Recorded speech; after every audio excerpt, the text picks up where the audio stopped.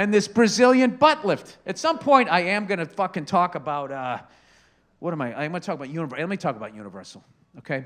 For those of you around the world, out here in LA, there's 2 theme parks, okay? You have Disneyland, right? Which is the one you wanna go to. All right? They know, I'm gonna sit down for this so you guys know that this is coming from the heart, okay? Plus, also, I have to wipe my brow, because I just took...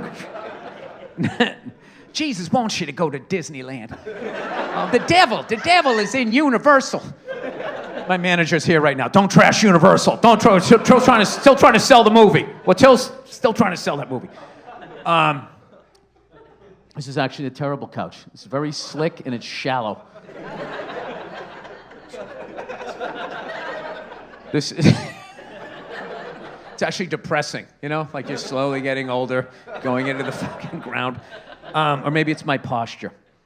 So anyway, Universal, it's like they're making shit on the lot, and then up top, the people that go to their movies, they have all of these fucking rides that you go on. So every once in a while, a new ride opens up, and if you have kids, your kids want to go on it. So the new Mario World ride opened up, and we went there, and my wife, I don't know what she did. Like, she always buys the VIP shit. She goes, don't worry. She goes, we have the VIP, you know, we can just fucking go in. But our VIP shit didn't count on the new ride. They're like, yeah, that doesn't count. We're like, what are we talking about? We paid an extra $100 per ticket. They're like, yeah, that's for the other rides. You know? Do you remember Joe Dirt? You remember that? The Joe Dirt ride. You can get on that. Shout out to David Spade. The Joe Dirt ride. It's a fucking 69 Super B that does a loop-de-loop. You can say, I don't want to fucking go on that. Well, you wouldn't have to stand in line. There's no one in that line, you asshole. It's a fucking movie from 30 goddamn years ago. We have the Tango and Cash fucking water ride. It's good for that, but any of this new shit. So we go into like Mario World, and the first thing we got there early, and we stand in line for this fucking ride. Dude, it was 2 hours and 40 minutes to get on the fucking ride. Dude, every time you thought you'd gone up the last flight of stairs and gone into the last room, and there was no refreshments, no nothing. So people are getting dehydrated, and then they keep bringing you outside of the structure. And this is one of those fights you don't want to have with your wife in that line, because you can't walk away, right? You're just standing there. You don't want to start anything. And I'm just sitting there thinking, like, why the fuck didn't you get the fucking goddamn shit? You know? You always know where the best shit is. How did you fuck this up, right? I was like the dad in Poltergeist, you know? You moved the gravestones, but you didn't move the bodies! Why? That's what I wanted to do. You got VIP tickets, but it didn't count on this shit, right? So 2 hours and 40 fucking minutes standing in line. It was so bad in the beginning, I felt for everyone around me, going like, how can you do this to these hardworking Americans? This is fucking terrible to run a business like this. People come here, they're with their kids, people are crying. Dude, is this like a recycled couch? Was this made out of like plastic bottles or something? By some hipsters in Silver Lake?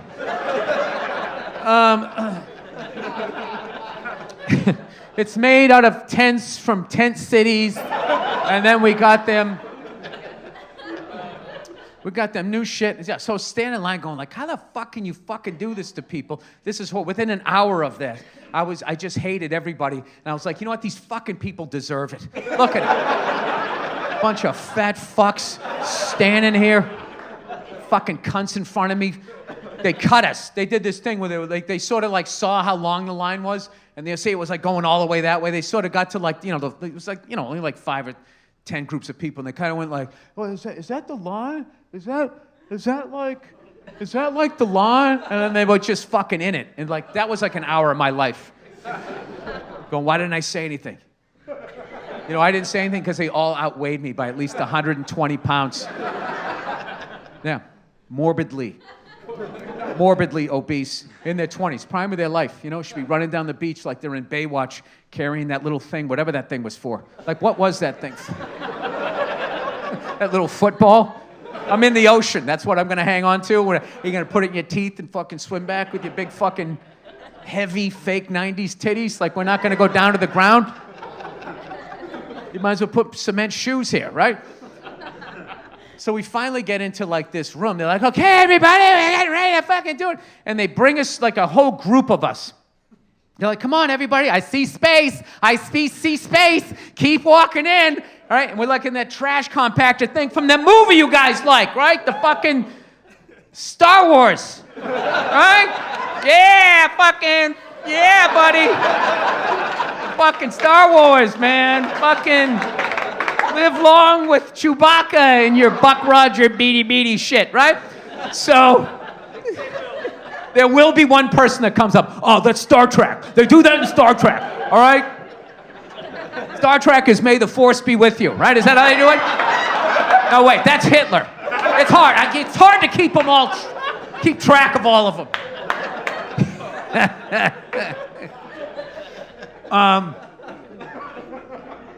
You know, that's an expression in my house when, like, you're not dealing with the issue. When you're not actually dealing with the issue at hand and you're trying to argue something else, there's an expression in my house. So, you know what you're doing right now? You're defending Hitler's mustache. What, Charlie Chaplin had it? W.C. Fields? Just ignoring these 6 million Jews that were killed. But let's make this about the mustache. It was in style. Reginald Van Gleason had a longer version of it. So anyway, we get into the fucking trash compactor room, and then we're standing, and the door closes behind us, and there's no fucking ride. So now it's like claustrophobic. We're in there with all of these people, right? I can't believe like cargo pants are coming back again, right? Is that really gonna be a thing? It is. Okay. I survived them in the 90s. You're never gonna use all those pockets. I'm just letting you know, there's never gonna be a reason. Even with your vape pens and your fucking weed, there's gonna be no reason to have all of those pockets, all right? You're not going on safari, right? Commandeering some indigenous people to lead you through the jungle, right? Now that you need their help, you see them as human beings. Afterwards, you'll leave and you're content to have them make your sneakers for the rest of your lives. Oh, the Gronies showed up today. I care. You know what it is about me? I just feel feelings. I feel them. You know, when someone else is in pain, I feel their pain. But I continue to buy those sneakers. But I do feel bad. I feel bad about what is going on. So we get in this fucking room, and then this poor woman, right? She's got like the drive-through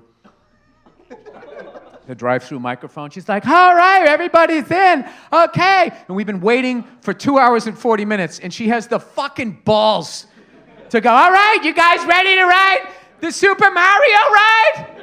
And the parents are like, yeah! Yes, we are! That was the entire purpose of this exercise. And you know the deal. When somebody says, are you ready? No matter how much you say you're ready, it's never enough, right?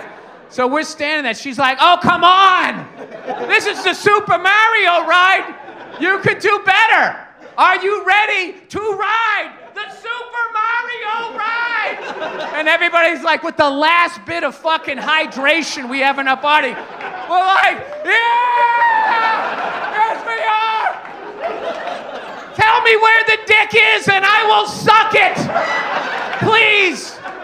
Let this part of my life end! Right? And then guess what happens? Nothing! Nothing, because the ride has not arrived on the other side. So now she has to filibuster, and she's not good at it. Going like, this ride took over 75 fucking hours to whatever the fuck she was saying. And then it ends, and she starts again. All right, I hear it. I hear it. And she's like, are you guys ready? I remember there was this giant guy with this head that weighed as much as my body. And I could see him standing over everybody. And I just saw the side of his face in the complete lack of synapses firing. And he's like squinting. And she was going like, are you fucking ready? Are you ready to get on The fucking Mario, right? And he was just like, he just opened his mouth and exhaled. Was like, ah! Right? And then she did it, and she had the balls, the fucking cojones to do it again. She goes, come on, I said, are you fucking ready? And finally, this one dad, who the only person with self-esteem less, just went like, yeah, we've been waiting for 2.5 fucking hours, right? He didn't say fuck. And she had the balls to be like, what? And he goes, we've been waiting for 2.5 hours. And I hated myself that I didn't say, yeah. Exactly. What do you think we're doing here? This is a horrible experience, not worth the wait. We realized that an hour and 10 minutes in, but there was no way to get out. We were just surrounded, and there was metal on both sides. It was like the Ron Burgundy. I'm trapped in a glass house of emotion. So finally we get in there. We go into another fucking room. They close the door. And this fucking guy's talking. At this point, I don't even remember what happened. Then we went to the final last thing. It's like, okay, this is what you got. You got to put the thing on, and then put the glasses on, and then you got to fucking, this is shooting and all of this stuff. And then we got on, and it was like fucking 3.5 minutes. And that's it. And the whole fucking thing was over. And we in there, I couldn't tell what I was shooting at and all this type, but I'm not a video game guy, right? You know what I mean? I drank beers. Right? I fucking hung out with the fellas. I could throw a ball, all right? I lived my childhood outside in reality. I didn't stay inside friendless, jerking off, pretending I was a Navy SEAL, playing Siphon Filter. Well, actually, I played that game. I was a video game guy for a minute. I had one, and then like I just, it took over my life. But fortunately, I'm not good at with electronics. So one day I came home after spending the entire last week playing Grand Theft Auto or some shit. I had a PlayStation 2. I just went behind it, and I just fucking unplugged everything, and I wound all the wires together, and I just threw it in the back of the closet. I don't think I played a video game in my home ever since. I'm getting off track here. So the ride ends, and we all get out. And you're just sitting there going like, Jesus Christ. Did my kid think it was worth? Oh, I forgot that. We went with another dad and his kid. And his kid, an hour and 50 minutes in, was just hanging over the fucking banister thing. And he's going, this is the most boring thing ever. It was like bombing in stand-up for 2 hours and 40 straight fucking minutes. I remember at one point I was sitting up on the thing because I finally had to sit down, and I was up on the top thing, and I was sitting there, and I saw somebody walking down dressed as Super Mario, and I'm like, I know this bitch is going to tell me to get off this fucking thing, and I am not moving. And she just came by and said, excuse me, sir, could you not sit on the chair? Could you not bring relief to your lower back after this ungodly wait for 3.5 minutes of a semi-good time? This is why I love my wife. She was sitting on the lower one, and I was sitting there, and the dad we were with was looking at us, waiting to acknowledge the authority, and neither one of us did. And she just kept walking. Could you not sit on that? Could you just stop? Just stop. And she never did anything, and we never fucking moved. I just looked at the guys like, I'm not fucking moving. Like, what are you gonna do? Throw me out and end this? So, but here's the best part, though. We ended up getting out of there, right? By the way, I wanted to get a coffee, so I wanted a cappuccino, and they have fucking 19 Starbucks in there, and I don't drink that fucking shit. It's absolute shit. They don't give a fuck about you. You know where those beans come from? Mainland China. I know what you guys are up to. You're trying to take us out. You know that we love coffee, huh? We over there fucking with your dumplings? I don't think we are. No, I don't know where they get them. But their coffee fucking sucks. So they go, oh, you go, I go, anything other than a Starbucks? And they're like, we have a French bistro. And I actually believed that there was a French bistro. at the fucking Universal fucking backdraft ride amusement and fun center, right? So I was like, oh my God, right? And I go there and it's like, Le Cafe. I was like, oh my God. I am like so sunburned. And like, I'm actually believing, like, it's like an oasis. Like, oh my God. Higher culture. Let me get some cappuccino. And I was like, yeah, can I get a cappuccino, please? Je voudrais un crème café, s'il vous plaît. And she goes, yeah. And she grabs this giant fucking cup. It's like this big. And I'm like, oh no. This is gonna, what is that? What is that, a big gulp cappuccino? It's supposed to be this big and you do the pretty little tree thing, right? And then I sit down and act like I'm working on a script. That's a cappuccino. You don't pull out the fucking Marvel movie fucking Mountain Dew cup. And I see the lady making it, she's just not even looking. Steaming up the milk. I took 2 sips of it. I was like, they were nice. They were nice enough. But like the fucking, I just remember I talked to them and they thought I was a good person. And now I'm shitting on them. It was terrible. And I fucking threw it out. And I just like, I'm trying to work on not cursing in front of my kids. And we sat down to eat a Krusty Burger at the Simpsons part of the park. And I finally, like, my wife's going like, so do you want to go down and go on the Jurassic fucking Velociraptor fucking ride? And I couldn't hold it anymore. I go, I'm fucking wiped. I can't. I just don't want to do this anymore. Like, you know, if this is like the end of the relationship, I'm actually,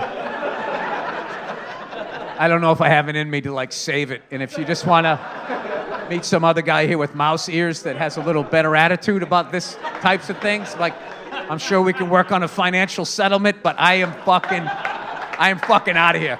Like, I literally can't fucking do this anymore. Oh, it's great when you leave. When you leave, they're like, fuck you. Like, you got to go all the way out this way, and where all the fatties come in, they got this wide berth, and you just got to walk all the way. You're seeing the shrubbery. It's so bad because you can see like civilization. Like, oh my God, look at those houses that have air conditioning and stuff. You're fucking just walking out. But the best part was we got home and like my daughter fell asleep and everything, and she came in and her Nana was there. And she was like, how was it? And she was just like, it was unbelievable. And she totally flipped out and everything. I was like, all right, thank God. So it was worth it. So in a way, that was an endorsement.